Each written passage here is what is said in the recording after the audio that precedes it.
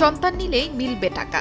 জনসংখ্যা বাড়াতে 2-এর বেশি সন্তান নিলে পরিবারগুলোকে আর্থিক সহায়তা দিবে ভারতের অন্ধ্রপ্রদেশ সরকার। তৃতীয় সন্তানের ক্ষেত্রে 30,000 রুপি আর চতুর্থ সন্তানের জন্য মিলবে 40,000 রুপি। এক জনসভায় এই ঘোষণা দেন মুখ্যমন্ত্রী চন্দ্রবাবু নাইডু। জানান, রাজ্যে বড় পরিবার ও অধিক সন্তান নেওয়াকে উৎসাহ দিতে চায় সরকার।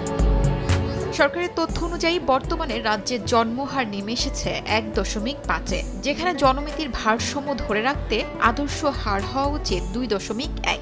1993 সালে এই হার ছিল 3, যা এখন প্রায় অর্ধেকে নেমে এসেছে।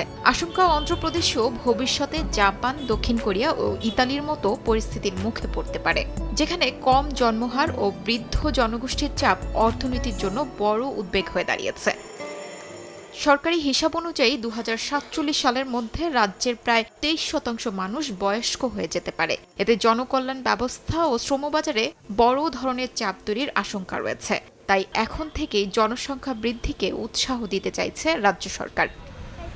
নতুন নীতিতে শুধু এককালীন অর্থ সহায়তাই নয়, আরও নানা সুবিধার প্রস্তাব রাখা হয়েছে। তৃতীয় সন্তানের জন্য 5 বছর ধরে প্রতি মাসে 1,000 রুপি পুষ্টি সহায়তা দেওয়ার পরিকল্পনা রয়েছে।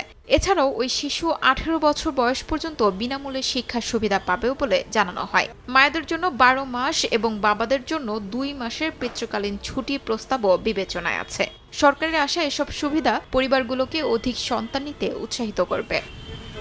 শিউলি রোসা, সময় সংবাদ।